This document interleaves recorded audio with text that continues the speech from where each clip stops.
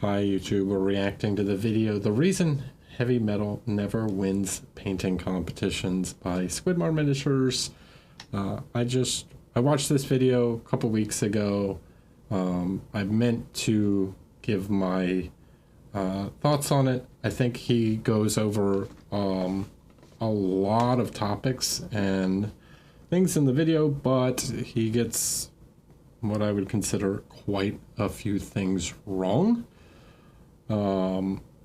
And I just wanted to clear some of that up because this video currently has 120,000 views and a lot of comments like, oh, this is an encyclopedia, this video is the most important painting video I've ever seen. And there's quite a lot of little mistakes in here, so I just wanted to respond and correct some of these things so that we can hopefully clear up some of these things and learn from it. Cool? So absolutely nothing against Squidmar. Great dude, makes great videos, super great production value, tries to be educational in some of them, right? But yeah, we're gonna watch and see.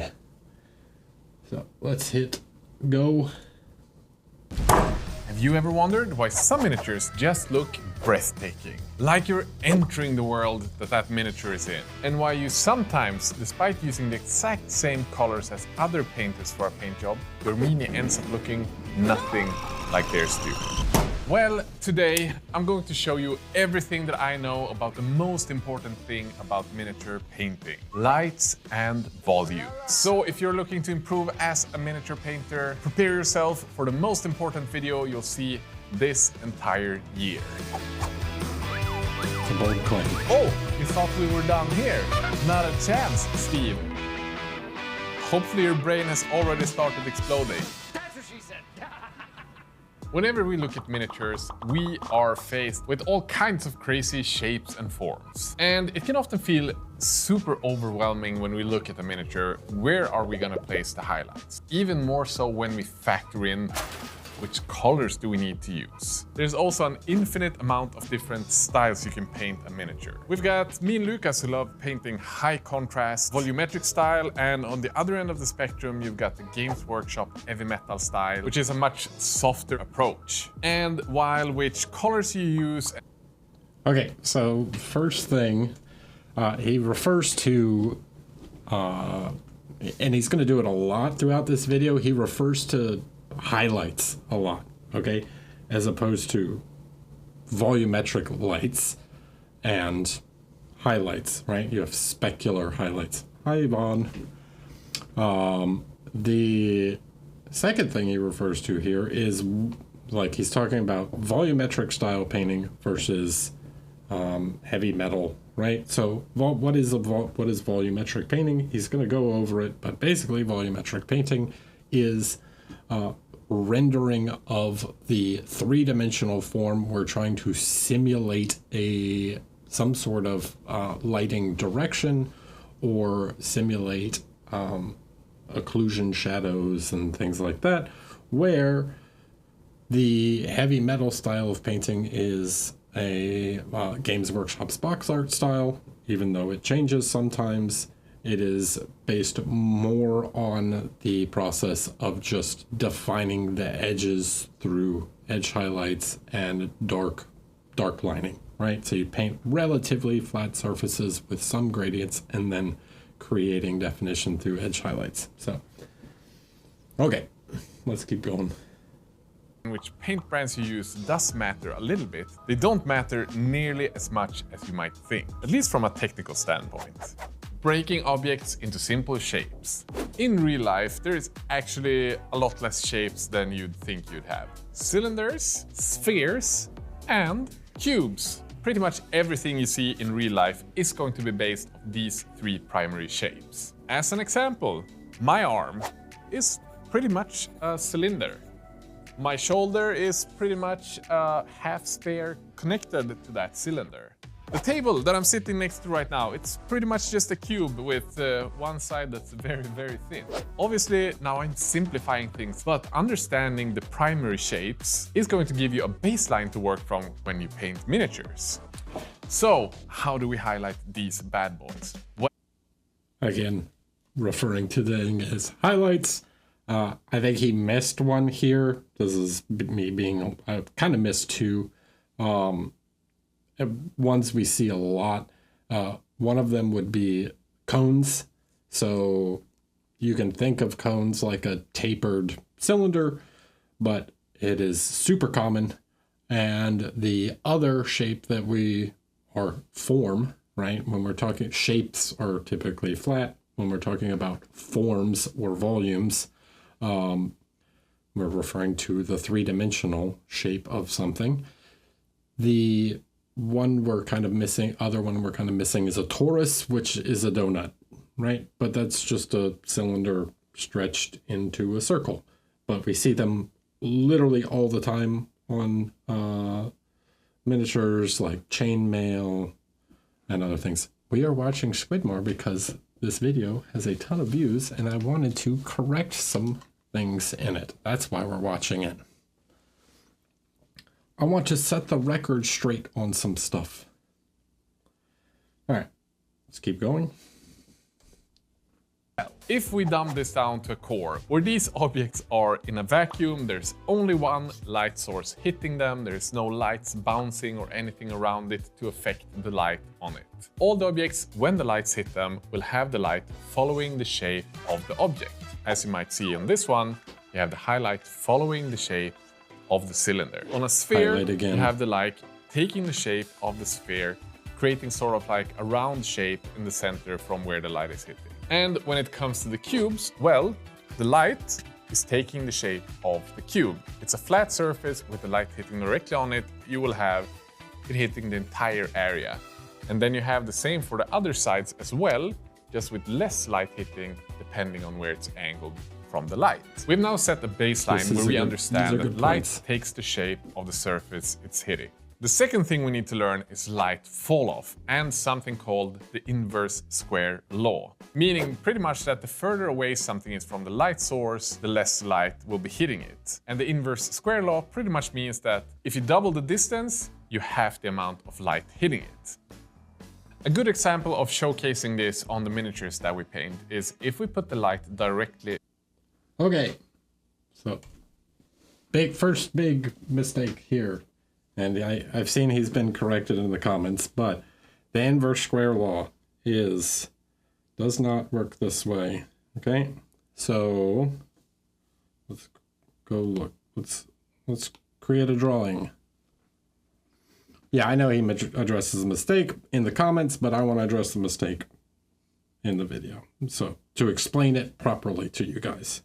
Okay, so the inverse square law. You have a light source, right? Here we have a light bulb, okay? And we have, let's say, an object like this square that is 1 unit of distance, right? It is 1 unit of distance away from the object, okay? So, if you have an object that is twice as far away, he says it will receive half the light, but what actually happens, right, is this thing, as this light emits photons, right, a certain number of photons will hit this, but then as we continue out to twice the distance, okay, it's not just double. If we just doubled the size of this, right? That area, this area, which we'll say has an area of 1, okay, because it's 1 away, it actually does not take 1, it takes 4 of the same size to cover to catch the same number of photons, right? So it is 2, this is 2 units away, right? And the way it's calculated is 1 over 2 squared. That's why it's called the inverse square law. So it would be 1 over, or 1/4 the amount of light, right? And if you had something that was 3 away, right? So instead we have the light bulb, we have a square that's 1 away, we have 4 squares of the same size that are now 2 away. And how many would it take when you're 3 away? 1, 2, take 3 rows of 3 squares. So it is 1 over 2 squared, 1 over 3 squared, or 1/4 the amount of light, and 1/9 the amount of light. So as this is why fall off is not linear. Fall off is like inversely square proportional to the distance. Now, something he is going to touch on in this video is like what we paint fall off. But the problem is let's think about the sun, okay? All right, so we're gonna make, so the sun's up here and it's shining down, okay? And we have a little man, all right? And this man is getting sunlight on him, except the proportionate distance of his head versus his feet from the sun is insignificant, right? The sun is what, 3.2 million miles away from us? The 6 feet, if you're lucky, difference that this makes is inconsequential to light fall off, okay? So it only matters, like where it would matter is if you were painting a character under a street lamp or something, okay? So if you were painting a character under a 12-foot high street lamp and the character's head, right? Let's roll the street lamp, right? Okay, there's a street lamp. Now his head is got 1 and his feet has 1/4 the amount of light, right? So when you're using artificial lights or something, or OSL for example, light fall off matters a lot. When you're painting sunlight, outdoor light, doesn't matter. And in fact, when you're painting bounce light, light fall off also matters. That's why you generally only see bounce lights. Let's switch to this camera real quick. Okay. You only see bounce lights when the object is very close, right?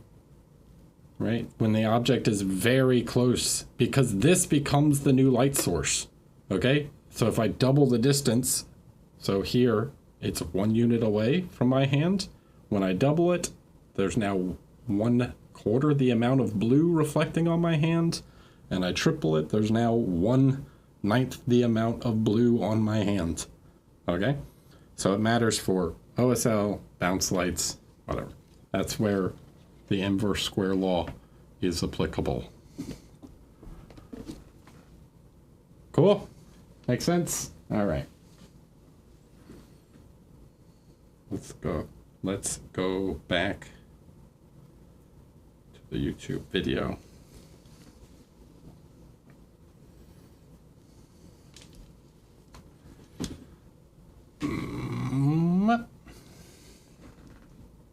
From above. You will see that the light will be brighter at the top of the surface versus at the bottom of it.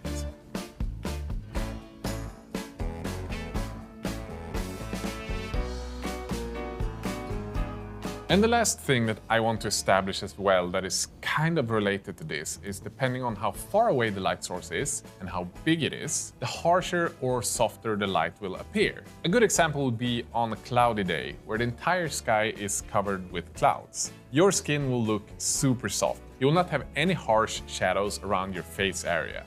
This is because the light source will be massive and somewhat close because the clouds are just a couple of 100 meters up in the air. But on a sunny day, when you don't have any clouds, the light source will be the sun, which is a lot further away and it's a lot smaller, and it will have a lot harsher shadows in your face. It's more direct. But now we've just established how harsh. Okay, so here we go, right? So he used some examples. The reason we do this, and the reason he shows some of these examples where they're using darker tones on the lower part of the model, okay, I'm known to do it also, is not because of light fall off in many of these situations, and instead is because we're trying to create focus on the face, all right?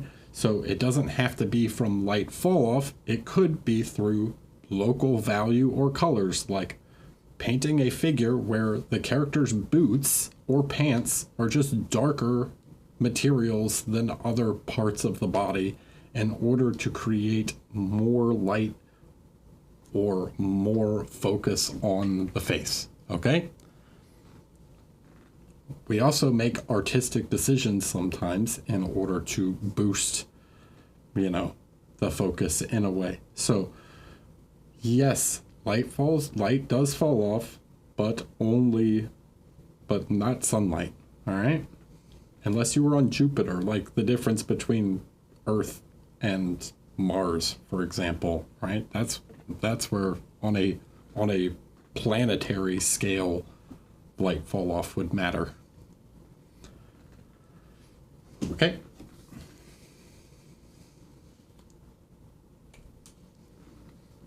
Light will be what shape it will take and what our primary shapes are. But obviously, everything is not just a simple square or a cylinder. And if we look at humans, we have many things that I like to refer to as local plane.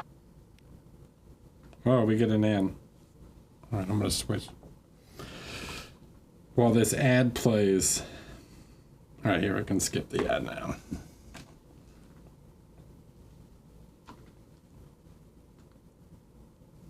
Wait, what happened to the sound?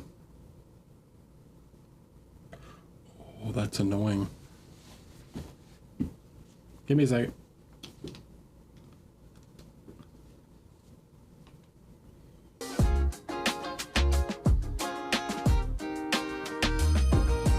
If we take a look at a head, it is pretty much a sphere. It's a round ball, or in my case, the top is like a ball and then it's sort of a cylinder in the front. But even on my face, we have these different types of local shapes and planes, like my eyes, my nose, my cheekbones. And a really good representation of this is something that's called a planar head or an Azaro head, where we can see that on the sphere, there is also a ton of different other planes, where light would be hitting in various amounts. Maybe the nose isn't just a flat plane, it's actually more like a cylinder. And maybe these sides on the nose here is more like small spheres. And we're just scratching the surface, but these are local shapes that needs to be highlighted in a similar way that the general shape, the head, Highlight again. needs to be. So we first need to highlight the head using the light from above, and we then need to highlight each and every local shape as well on top of that. So we've got a miniature, and the general shape of the miniature is a cylinder. We got the light from above and can see that the light is brighter at the top of the head than it is around the feet area. And if we... Because the light source is some specific distance from the figure, So, again, he's simulating the light source here in a 3D program, but if it was lit by sunlight, it would not work this way.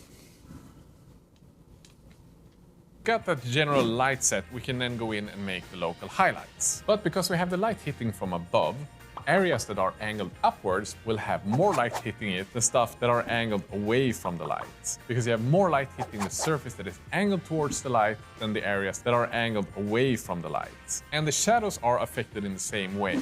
Anything that is angled away from the light source, you will have kind of a harsh shadow below it, despite it being closer to the light source. All of these things are what we call local lights and shadows. And even if the general or local values, except for local values refers to the material value of something. So the local value of my shirt is black. The local value of my skin is much lighter, right? The wall behind me is a higher local value than the bookshelf, okay? So This is not what local value refers to.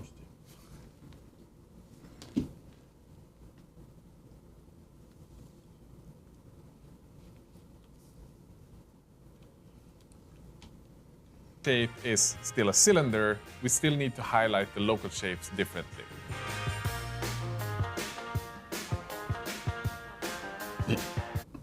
Okay. I want to go back a second.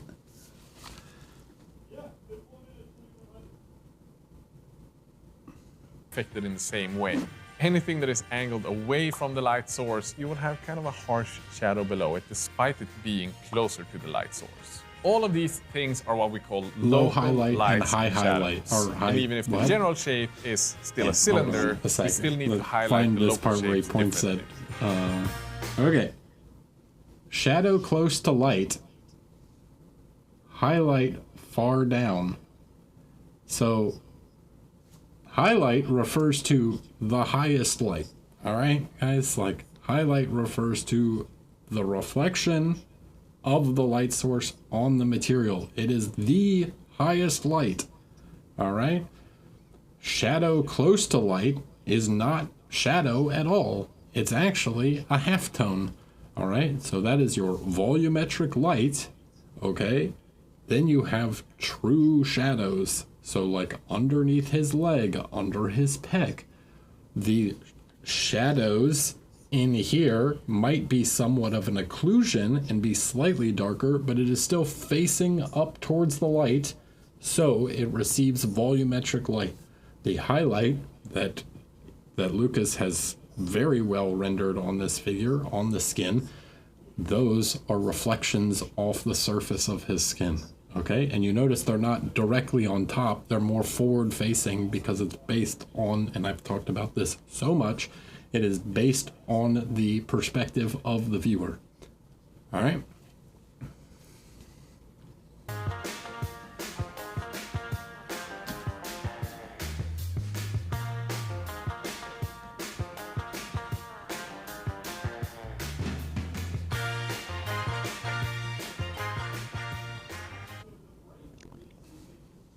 Again.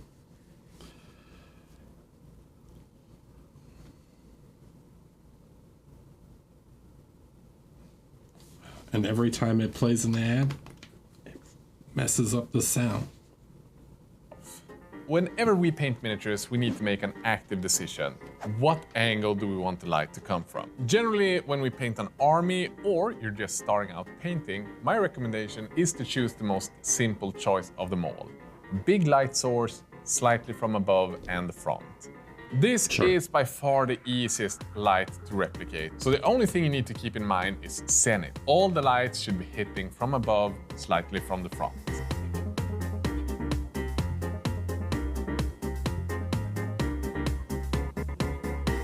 But once you start feeling more comfortable and master this base lighting, we can start moving like... No, let's not confuse the term value and highlight. Value just refers to how dark or bright something is. Okay, it's the what brightness the tone is on the value scale from black up to white. Okay, that's what value is. This paint has a lower value than this paint, where white has the highest value and black would have the lowest value. And it doesn't matter what color the paint is. If I hold up a blue, right, this is a lower value than this. Okay? Then, highlights, okay, and this is what everyone gets confused because GW has thrown around the term for years of like first highlight, second highlight, third highlight, all right? Highlight is the reflection, okay? If I hold up my, actually that's too bright. If I hold up my phone, right, it is facing, well, okay, it's in the light right now. This is probably not the best example of a thing. Here, let's use some Zippo lighter fluid. See this? It's facing towards the light, okay? This is the highlight. Notice it's not directly on top, it's actually on the side. It is a reflection of the light that is above. If I rotate it, Boom, now the whole front of it's blown out. That's the highlight. Okay? But the thing still has volumetric shape, right? Like me changing the angle of this canister from here to here does not change how much light is really hitting this surface. All that have changed is, did I manage to like angle it at a perfect angle where I've reflected the light into your eye, and in this case your eye is the camera. All right, makes sense.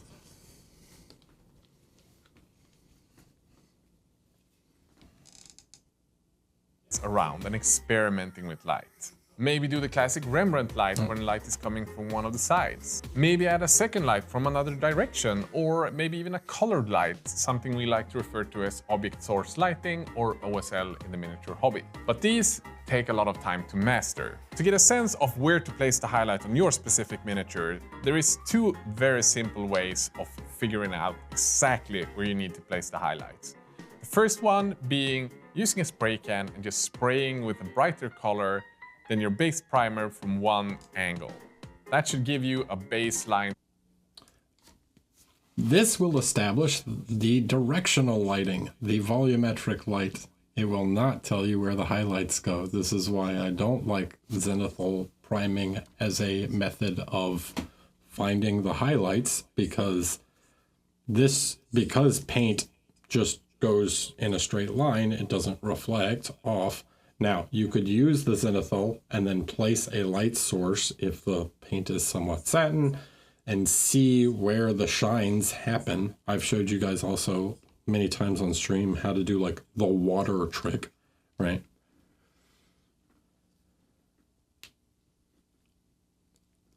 Yeah. Just stop saying highlight and start saying specular light, okay? You have lights and specular reflections.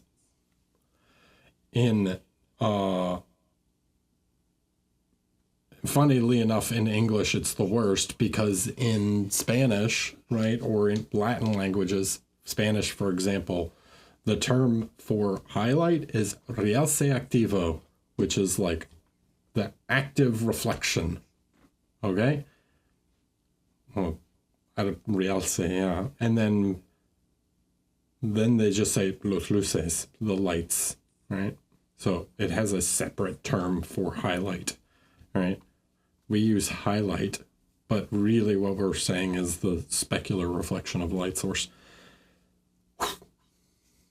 Can't stress enough how different they are. To work from. The other way, the one that I personally prefer even more, is to take a photograph of the miniature under a lamp.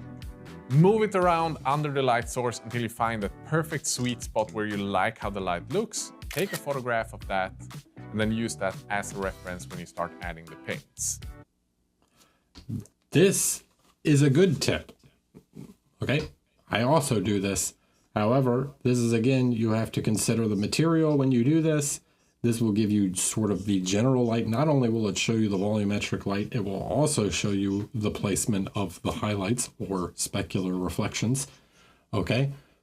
The problem with this, though, is that it treats every single material as the same glossiness. So we have to take that into consideration when using this as reference, because her skin might not be the same amount of glossiness as the fabric is.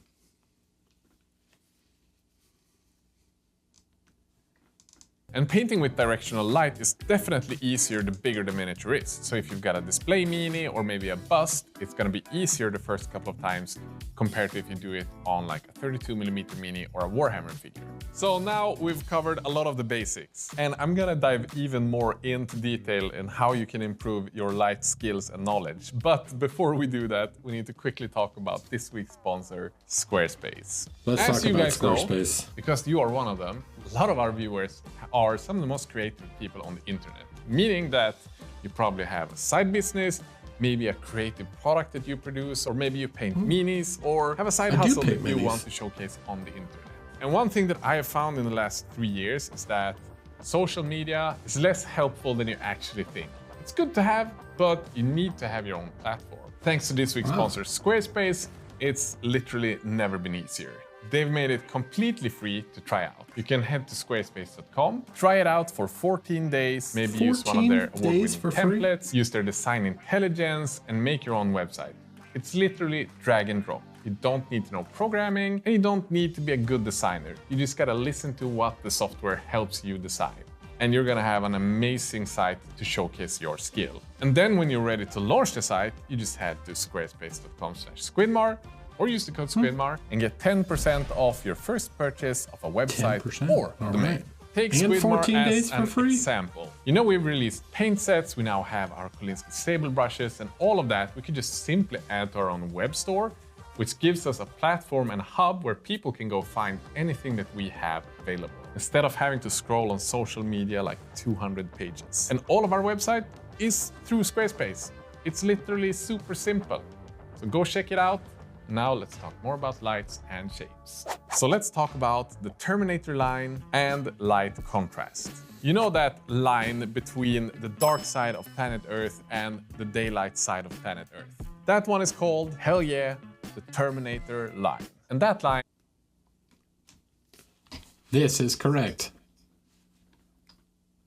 It's interesting that he defines it correctly here. The boundary between a lit surface and a shadow. That is the 100% correct definition of the Terminator line. Let's see what else he says about it. Is the thing that defines how long and soft the transition is between light and shadow. And it's generally the thing that decides how harsh the light is going to feel on your miniature. Incorrect. So he defines Terminator line correct, but he doesn't define, he assumes that the Terminator is that gradient, okay? The Terminator is not that gradient. The Terminator is just the line. It's the imaginary line, right? When we're talking about painting on celestial bodies, which is where Terminator really comes from, okay? That's like the exact moment when sundown happens, right? You're standing on the Terminator when the sun drops below the horizon, okay? There's a small gradient there because the light bounces off of the atmosphere and stuff, but if you're on a planet like the moon, or which isn't a planet, but if, say you're on the moon and you walked to the Terminator, right? You can see it when you go look at the moon and it's half lit. It's like a super sharp line, okay? So when you're talking about like that spreading of the Terminator line, all right, it doesn't spread this way, right? When you're talking about a softer light source, it spreads on the other side of the Terminator, and those are your halftones, and you're receiving less light. The only way it would wrap around the Terminator is if that light source got bigger than the object, right? If I literally took the light and made it larger than the object itself, right? So you're creating a wider light source, which is often what diffusers do, right? If the sun shines through the clouds, the sun is no longer the light source. The cloud is the light source, and the cloud is a bigger point of light than the sun is, right? So you might change the position of the Terminator. All right, does that make sense? Is that, guys? Okay. I hope so. Way to showcase that are these two minis from Johan, who's been painting here in our office the last couple of months. This mini he painted about 2 weeks ago. And on this one you can see that we don't have any harsh Terminator lines. There is no harsh shadows inside this mini. You can see that it's brighter on one side and that just softly gets darker until we reach the other side. Compare that to this Batman figure that he painted just a day ago.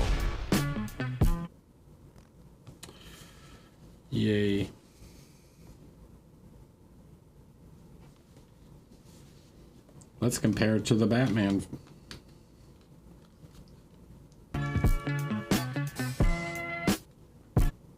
Okay. I don't particularly see the harsh Terminator line on the Batman either, but I see it a little bit on his face, or maybe on his chin.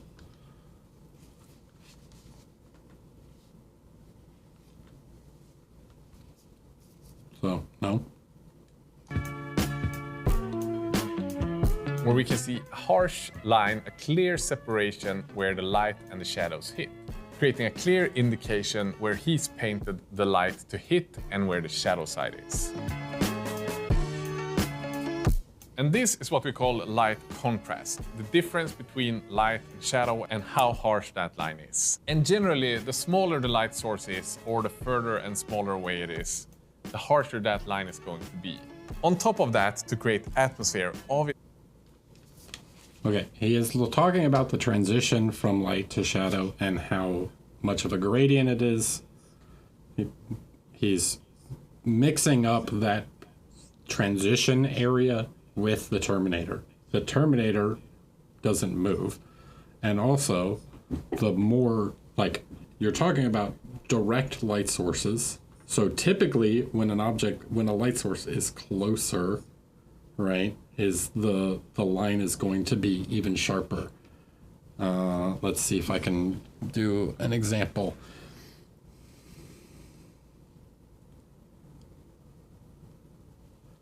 I might have to turn this off. So if I'm up here, the line is, the transition is a little softer. As I move closer, the line, well, I start to get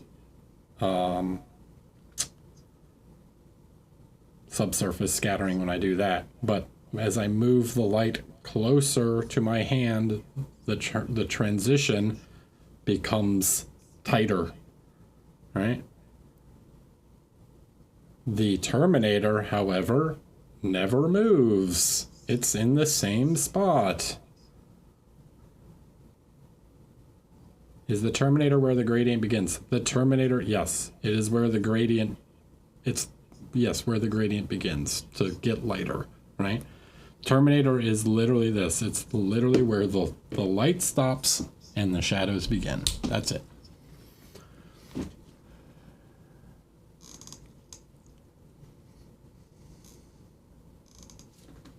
I punch drunk bear.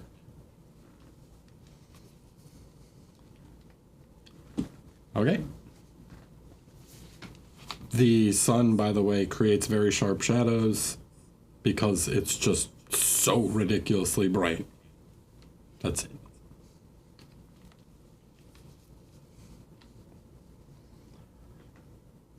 We need to decide how bright do we paint the highlights and how dark do we go with the shadows. Do we go fully black or do we have sort of like a brighter shadow? And all of that depends on which mood you want to have. The cool thing with miniatures is it's kind of like retouching a photograph. Like it's up to you to decide how harsh contrast do you want, how bright colors do you want to have, or how much do you want to bring up the shadows. These are the things that combined will make your style and the atmosphere of your miniature. If you want something to feel a lot darker, we're not going to bring in the brightest highlights and punch them to the max. Maybe the brightest area of a dark piece will be just as bright as the shadow is in a piece that is supposed to be painted out in bright daylight.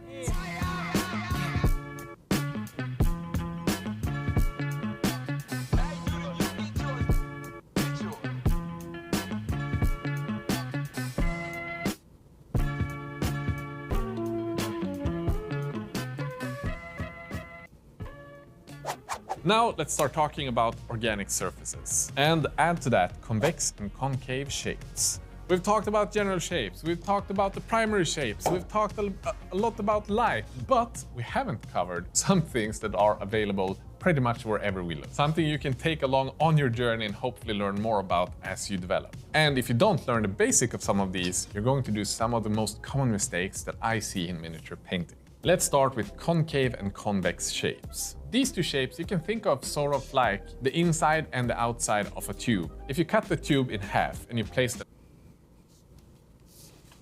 Sure. Or a bowl, or the front of a spoon versus the back of a spoon. Is it a dish? Like, is it a lens shape or is it a bowl shape? That's convex or concave. The easiest way to remember is concave is you can walk inside because it's a cave. Next to each other, you will have light hitting both the convex and the concave shape to an equal amount, and both will reflect light in the same way, either the most inner area or the most raised area, whereas the edges of these shapes will be the ones that have more shadow to them. The most common mistake that I see when using these shapes is maybe areas like the skin in between pecs and abs or folds in fabric.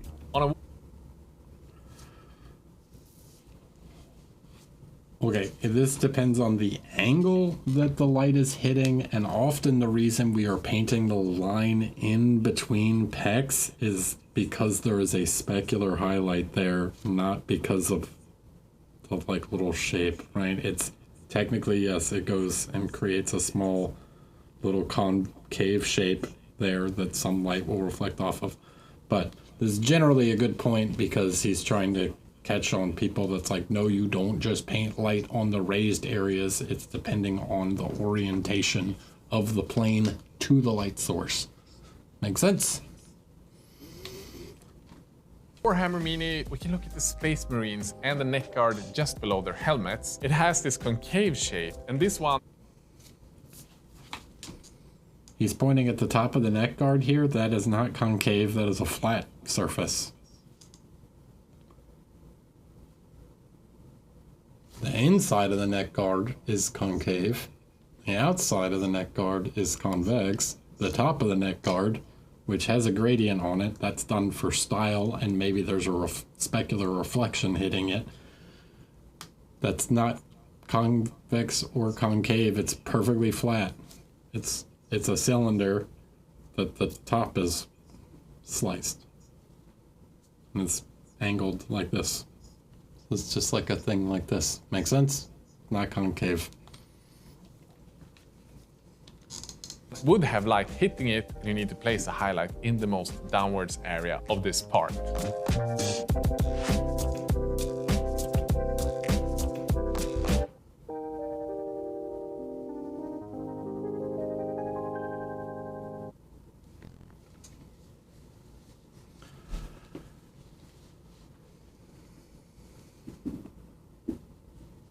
Let me skip.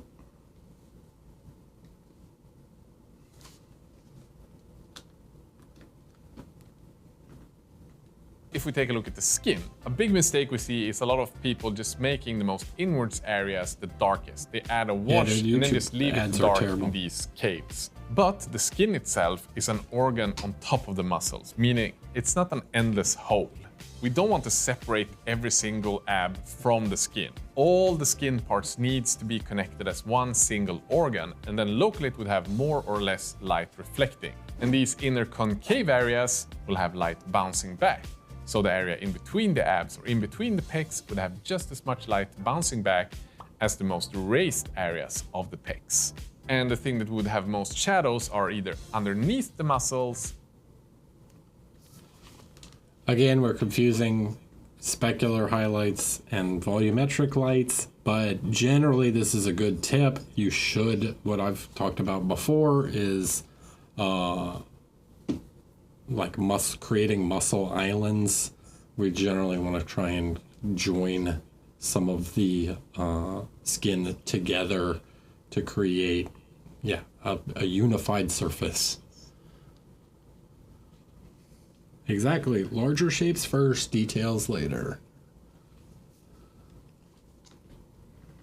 Or you'd have a little bit of shadow on the side in between the pecs and the concave area, kind of folded in between it. Now, obviously, this is also depending on where the light is hitting from, but we've worked from the baseline where the sky is our primary and the viewer's perspective light source. So as long as the miniature is not angled downwards, this is how we'd have light bouncing. And the same kind of goes for fabric, especially if you're painting silk. Unless something is angled downwards and directly away. So what he's showing, like here and like here, Okay, the reason those are darker under those folds is because of ambient occlusion and not because of the shadows. All right, so you have volumetrics on here, and silk is extremely reflective.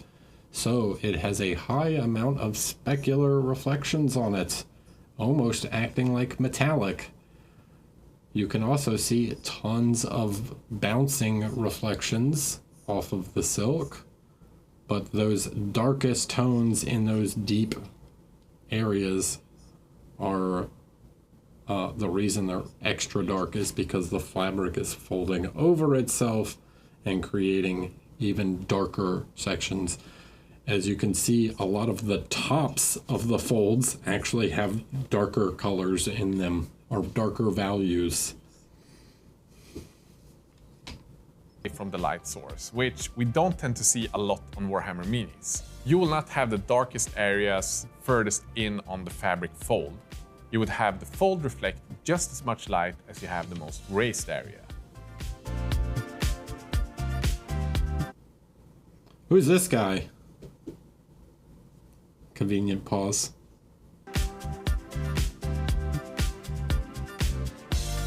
Hey, the Mark guy's pretty good. Specular highlights and surface materials. We're moving into like the third wave of waves. And this wave is going to have many tiny waves inside of it as well.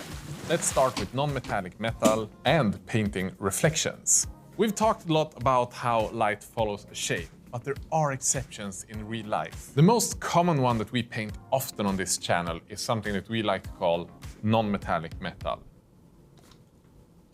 Literally every material, every single one has specular reflections on it.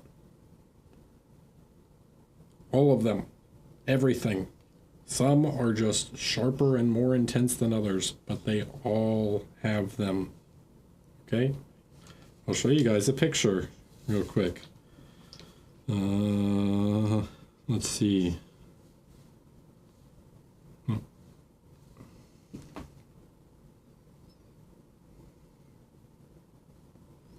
This is a picture of a box that I took. Okay? The top Y is this area where the tape is darker.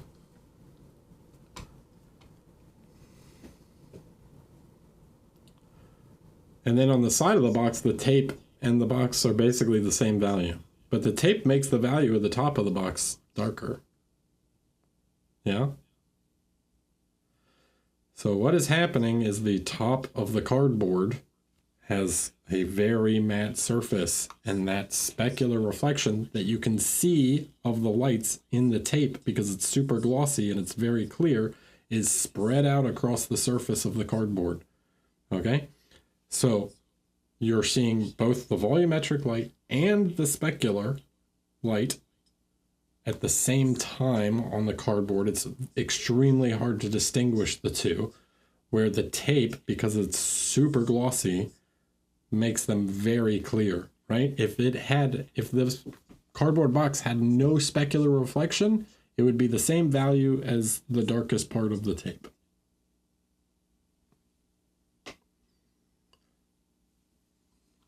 Does that make sense? I hope so.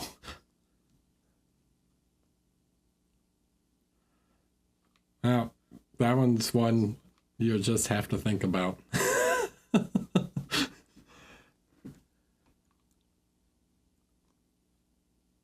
See the white reflection in the tape?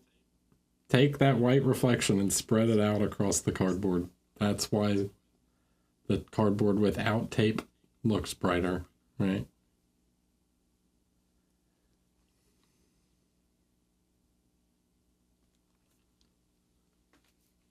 Some miniatures.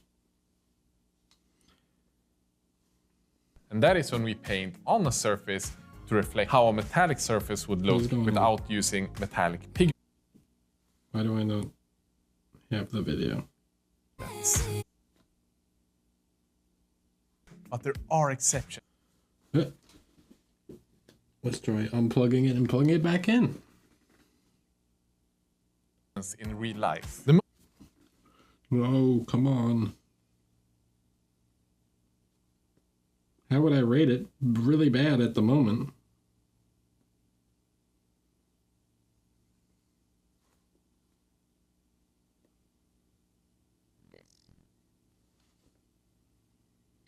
Thanks, Ann.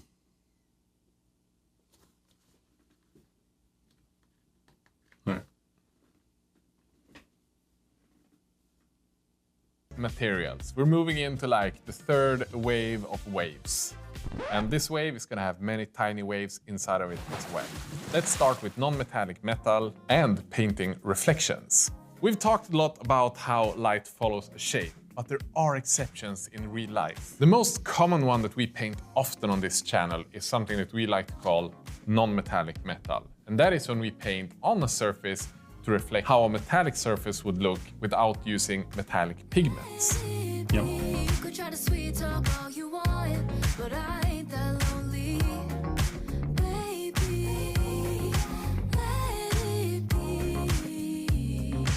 You're simulating all of the reflections. And this is one of those things that are so damn fun to paint, but also super challenging and rewarding. But hopefully in the next couple of minutes, I can help you approach non-metallic metal in a completely different way than what you maybe normally think about how you paint it. And I think the whole base premise to make non-metallic metal look good is instead of painting the surface and the light hitting the surface in a metallic color.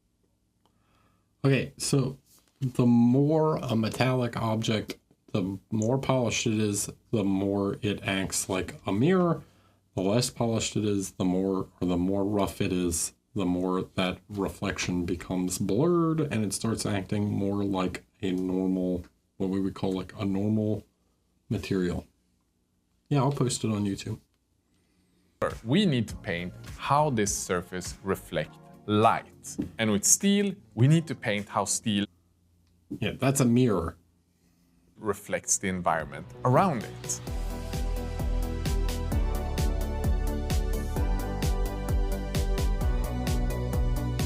And hopefully this shift of mindset of painting reflections instead of painting how the lights hit it will help you get a grasp of how to highlight it.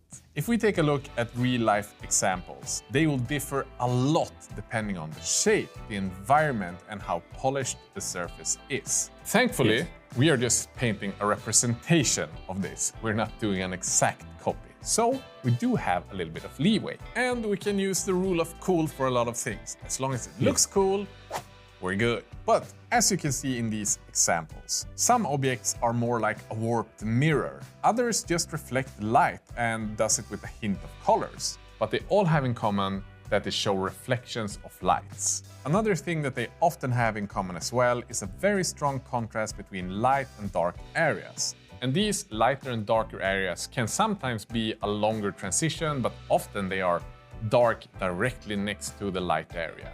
And sometimes overlapping, dark, medium, light, dark, light. It just depends on the environment. Reflecting the entire environment. But a general rule to add to this as well is adding specular highlights. And this means just small reflective surfaces that is kind of like a tiny dot that is reflecting the direct light source. And we need to use strong contrast, separate different areas cleanly, and generally we need to have more than one highlight. So a bounce light that is reflecting around in the environment that steel is in, or maybe 2 or 3. Again, confusing highlight and specular highlight, they're the same thing. If you have one light source, you will have one specular highlight. Unless a material is like wavy, then you'll get multiple specular highlights across the material. Light sources that are all reflected in the armor piece. Non-metallic metal really needs its own 30-minute video, but hopefully this helped you understand that you're not just painting the sky, bouncing back towards the viewer, and maybe you'll feel brave to take your next steps in non-metallic metal to make it feel more realistic.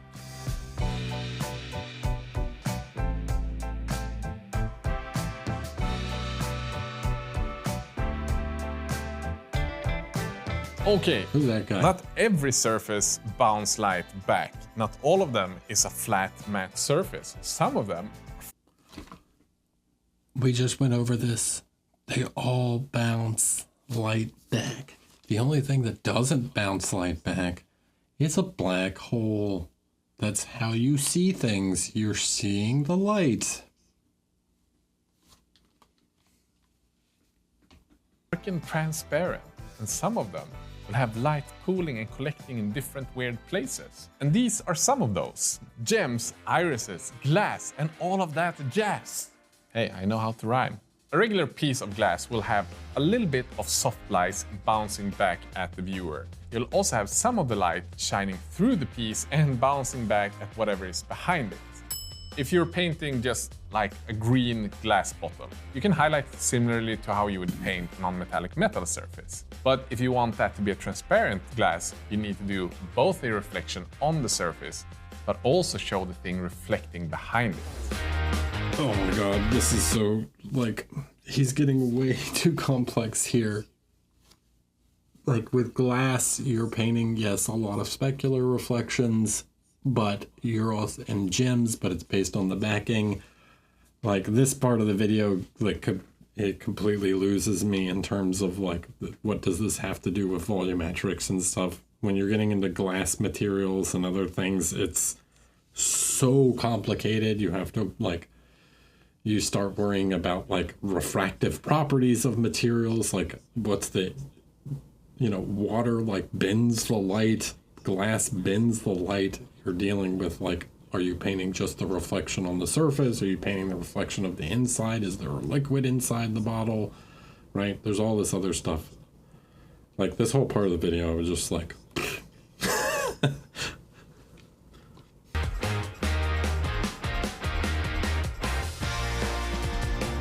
Some of the most common things that we as miniature and Warhammer painters paint are gems and eyes. And the easiest way to paint these is to do the light coming through the top, reflecting at the bottom of the iris or the gem. This will give a sense of the light traveling through this half-transparent item. But to really make it feel as though it is an eye or a gem, you need to add a reflection. And that reflection should be where the light enters the object. So at the top part of a gem, you do a sort of reflection, or the top part of the eye, you add one of these That's the white specular dots highlight to show that it's reflecting light. Now we're heading into the last subject of the day, and this one is like the creme of the crop. Once you've mastered the basics of light, you need to learn cast shadow, environmental light, and bounce light. And this, while a lot of fun, is one of those things that you should save for later, because if you add this technique too soon, your piece is going to look quite messy. But once you've mastered painting and you come to this stage, this is the thing that's going to separate you from a lot of the other painters. It's sort of like the masterclass technique.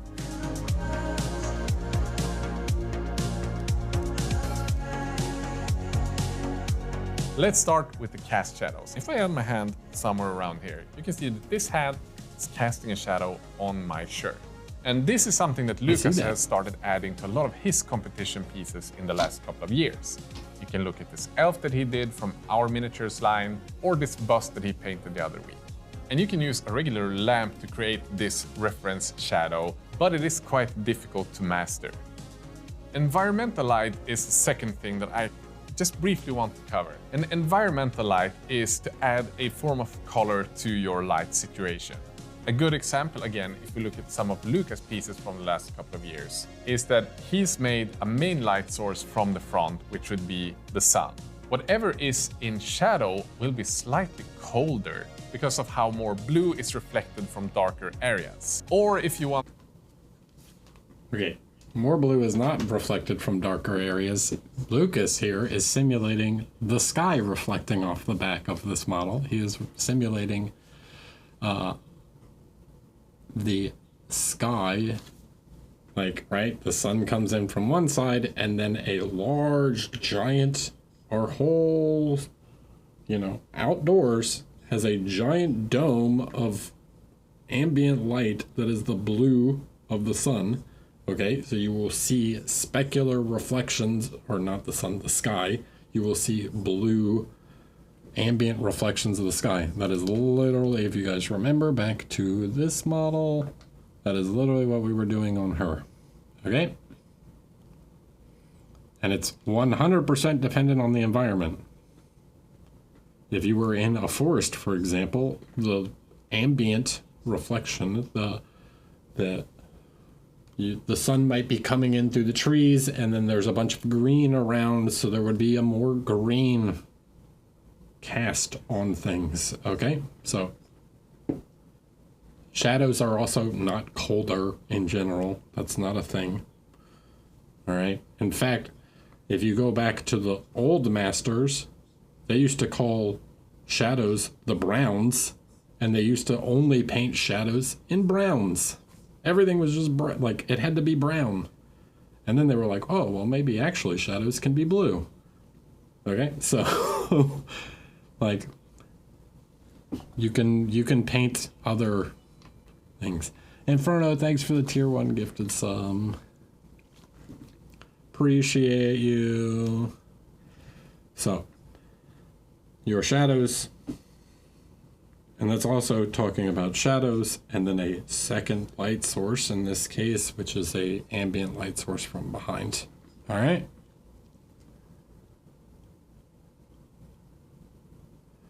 Okay, what about the common thing you hear of warm lights and cold shadows? Is there validity to this? It is entirely dependent on the environment. The reason you often hear that is because they're talking about the sun versus, like, they're just talking about a normal day, right? So we often feel like shadows are colder because the sun is a warmer light source.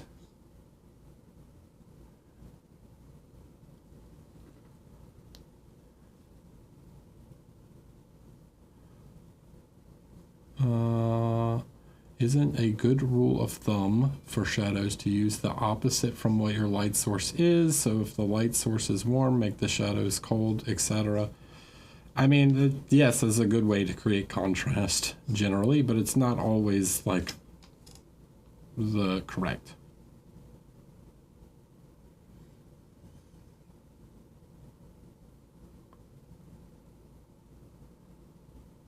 All right. Keep going.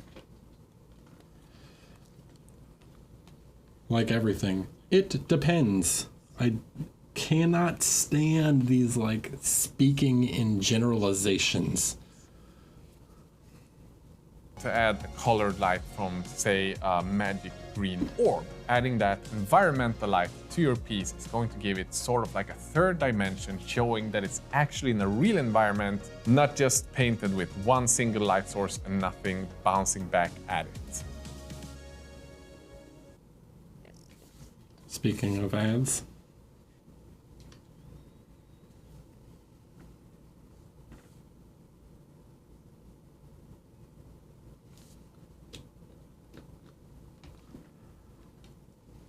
And speaking of bouncing, the last thing in this sort of quick masterclass discussion is bounce lights. Bounce light is the thing that we have whenever light is hitting an object and then bouncing back up at our subject. We can showcase this super simply by just showing how my dark hand here gets slightly brighter if I add an object where light is bouncing closer to my hand.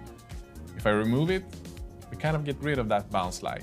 And as mentioned, these things are masterclass techniques. Not something you learn the first time you paint. But if you learn to see these things in real life, you can then slowly start applying more and more of these to your more high-end pieces and competition pieces to take you to the next level. I think this is how deep we'll go on these last masterclass techniques for now, but I still have a couple of more things that I want to talk about. Okay, you've made it this far in the video. That probably means that you are among the top 1% of painters. And here's the thing, over the last couple of years, 1%. Lucas and I have been doing our best to bring out tools to make painting easier for painters to learn with. That's why we just a couple of weeks ago released a brand new with more brushes. Kolinsky Sable and ProGrade Synthesis. All right, so that's the things I wanted to talk about in that video. Overall, I think like he was trying to make a pretty educational video, but because of the use of generalizations a lot of terms and like misusing certain terminology, Okay, like this is how, especially with someone of his reach and audience, right? This is how misinformation gets spread so quickly, where people start referring to things the wrong way, right? So I wanted to take a moment, right? It took us an hour to go watch the video, go over some of the things, correct some of the terminology. So because the way that we talk about painting is the way we think about painting, which is then how we paint, right? So getting some of this information correct, right, is what we need to do in order to, hopefully make sense of it, okay? Eric, would you recommend the magnifier you use? Yeah, I use it. You get it on Amazon. It's pretty cheap. Thanks, Inferno, for the 5 more gifted subs. All right, any questions on this stuff? Did that make sense? Like, yeah, this is how you get people thinking guide hairs and brushes are a real thing. Yep.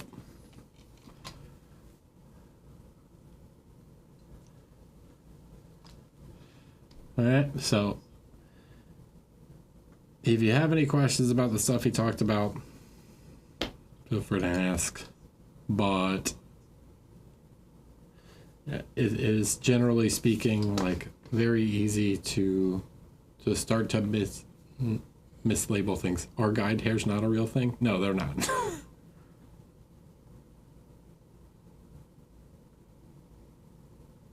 I learned a solid way to distinguish concave and convex. I'm glad I could help.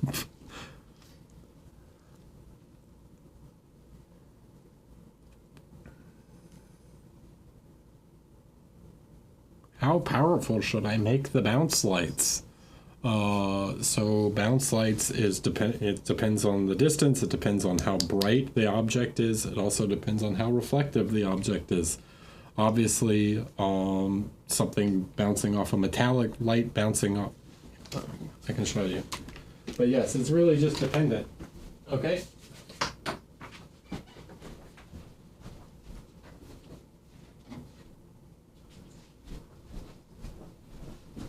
So I have a metal sheet, a white sheet, right?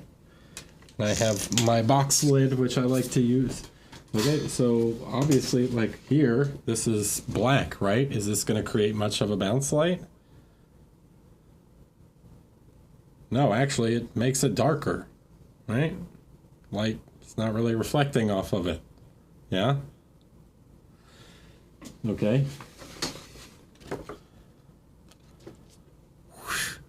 Makes it quite bright, but then when I move it away, it's not that much as much. Okay? And there's also a white pad underneath my desk. Okay, so the light, this becomes the new light source. What if we take something metallic?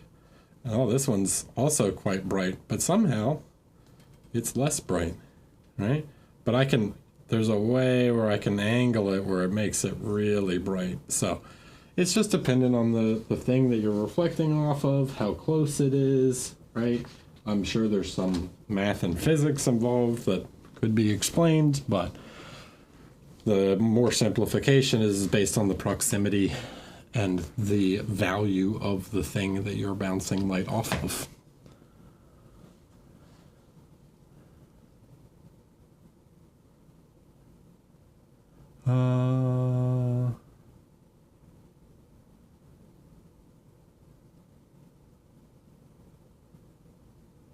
Is this stuff more approachable, worthwhile to learn if you go about studying 2D artists before trying to transfer to mini painting? A lot of the things that we actually do is more comparable to 3D modeling because we're trying to simulate light on a 3D surface, and we have to worry about viewing angles and other stuff where oftentimes like 2D art is either representational art where you're painting exactly what you see, or you're only painting it from one specific viewing angle, so you don't have to worry about as much like interaction between multiple sides and things like that. It's much easier to draw paint non-metallic on a 2D object than it is on a 3D object.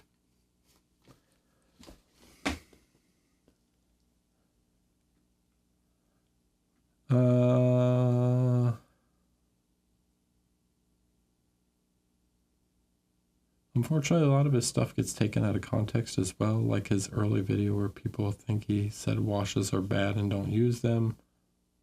Oh, yeah.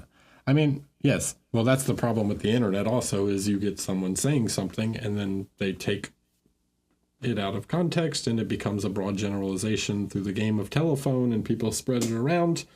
So this is why, like I said, I don't think it's a terrible video. I think he was trying to make some like good points and teach some lessons, but I wanted to correct some of it because yeah, it's how misinformation spreads.